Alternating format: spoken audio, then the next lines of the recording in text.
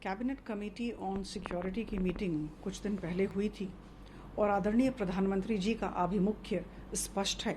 उन्होंने उस मीटिंग में कहा था कि हम सब की सर्वोच्च प्राथमिकता होगी हमारे लोगों को सुरक्षित रखना और जितने भी लोग भारत आना चाहते हैं और जो विद्यार्थी हैं जो देश लौटना चाहते हैं उनकी सुरक्षा का प्रबंध किया जाए। और हम सबको ज्ञात है कि भारत सरकार की तरफ से किस तरह के पदक्षेप लिए गए। 19,763 भारतीय यूक्रेन में रहते हैं और उसमें से करीबन 16,000 विद्यार्थी हैं। और आप सबको जानकर यह खुशी होगी कि बहुत पदक्षेप केंद्र सरकार की तरफ से लिए जा रहे हैं और हम लोगों ने करीबन 4,000 से ज़्यादा लोगों को यहाँ ले आया है और मुझे लगता है कि यह संख्या दिन पर दिन बढ़ती जा रही है। और हमारे 4 मंत्री विभिन्न देशों में गए हैं, पड़ोसी देशों में गए हैं और पोलैंड, हंगरी, स्लोवाकिया, रोमानिया में ये मंत्री हैं और ये बॉर्डर तक हमारे विद्यार्थी आ जाएंगे और वहाँ से फिर व्यवस्था की जा रही है, उन्हें लाने की दिशा में पदक्षेप ग्रहण किए जा रहे हैं। तो मैं ये कहना चाहूँगी कि एक विश्वास का माहौल तैयार किया जा रहा है और लोगों को ये बार बार कहा जा रहा है कि हम उनके साथ खड़े हैं। और मैं आपको बताना चाहूँगी कि जहाँ तक ये दुर्भाग्यजनक घटना जो हुई, नवीन की मौत हुई, उसका सवाल है, तो मैं कह दूं कि आदरणीय प्रधानमंत्री जी ने नवीन के माता पिता से बातचीत की थी और उन्हें ढाढ़स बंधाया और कहा कि खार्किव में प्लेन लैंडिंग की सुविधा नहीं है जहाँ यह हो रहा है, जहाँ मौत हुई, और जो शेष कृत्य वहाँ करके जो शेष है, जो मॉर्टल रिमेन्स है, वो लाया जाएगा। तो मुझे लगता है कि थोड़ा सा सब्र रखने की ज़रूरत है। यह कहना बहुत आसान है, मैं समझ सकती हूँ, लेकिन मैं कह दूँ कि उस परिवार के साथ आदरणीय प्रधानमंत्री जी, उनकी पूरी टीम, पूरी सरकार खड़ी है।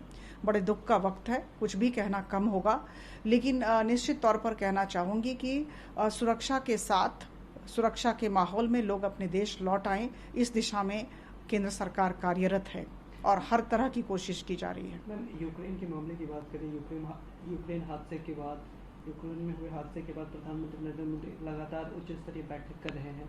इस बात को राजनाथ सिंह जी ने भी कहा है, तो आप क्या कहेंगे? देखिए, ये तो मैं बिल्कुल कहना चाहूँगी कि 4 उच्च स्तरीय बैठकें हो गई हैं और दिन में 2 बार आदरणीय प्रधानमंत्री जी तदारक कर रहे हैं, मॉनिटरिंग कर रहे हैं, व्यक्तिगत स्तर पर तदारक कर रहे हैं। बहुत बड़ी बात होती है और सारे काम को छोड़कर आदरणीय प्रधानमंत्री जी इस काम में लगे हुए हैं और पूरी टीम उनके साथ खड़ी है। और हमारे जो 4 मंत्री गए हैं, उनका बस यही काम है कि लोगों के साथ, हमारे लोगों के साथ खड़े होकर उन्हें सांत्वना देना, उन्हें साहस देना और एक सकारात्मक परिवेश की सृष्टि करना। तो हम सब लगे हुए हैं और मैं कह दूं कि जनवरी, कहीं ना कहीं जनवरी 2022 से ही हमें लग रहा था कि कुछ होने वाला है। और मैं आपको कह दूं कि 19,763 की जो संख्या है, ये जो डाटाबेस है, इसकी तैयारी युद्ध के शुरुआत के बहुत दिन पहले की गई थी। काम शुरू हो गया था, मिनिस्ट्री ऑफ एक्सटर्नल अफेयर्स की तरफ से यह काम किया गया और यह संख्या लाई गई, डेटाबेस तैयार किया गया। और आप सबको जानकर ये खुशी होगी कि 24 फरवरी को युद्ध की शुरुआत हुई, लेकिन उसके पहले ही एडवाइजरीज इशू किए गए थे, करीबन 3-4 एडवाइजरीज इशू किए गए और करीबन 4,000 लोगों को युद्ध की शुरुआत के पहले ही लाया गया। और जब युद्ध हुआ, 48 घंटे के अंदर 1400 भारतीयों को हम लोगों ने बड़ी सुरक्षा के साथ देश ले आए हम सब। तो मैं ये कह देना बहुत आसान है विरोधियों के लिए, विपक्षी दलों में जो लोग हैं, कि कुछ नहीं हो रहा है। देखिए, ऐसा है कि विरोध करना उनका काम है, वो विरोध करेंगे, लेकिन जहाँ तक आदरणीय प्रधानमंत्री जी, मोदी जी की सरकार का सवाल है, हम सब तरह के पदक्षेप ले रहे हैं और हम लोगों के साथ खड़े हैं। मैम, जैसा कि आपने विपक्ष की बात की, तो बंगाल के मुख्यमंत्री ममता बनर्जी का कहना है कि हालांकि मैं एक्सटर्नल अफेयर पे क्रिटिसाइज गवर्नमेंट को नहीं करना चाहूँगी, लेकिन राजनीतिक पार्टियों की बातचीत होनी चाहिए, उसके बाद भारत सरकार को इस पे काम करना चाहिए। क्या कहें? देखिए, निम्न स्तर की राजनीति आज के माहौल में न की जाए तो बेहतर है। मैं गुजारिश करूंगी आपके माध्यम से ऑपोजिशन पार्टीज में, विरोधी दलों में जितने भी लोग हैं, उनको कि इस अभी जो विकट परिस्थिति है और हमारे 19,000 से ज़्यादा लोग इस विकट परिस्थिति के सम्मुखीन हैं।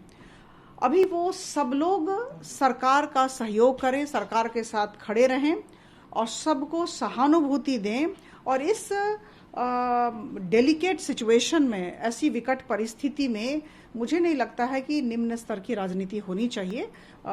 मोदी सरकार भरपूर प्रयास कर रही है और सरकार पर विश्वास रखना चाहिए। हम इसी के साथ ममता बनर्जी का कहना है कि यूक्रेन में काफ़ी लोग हादसे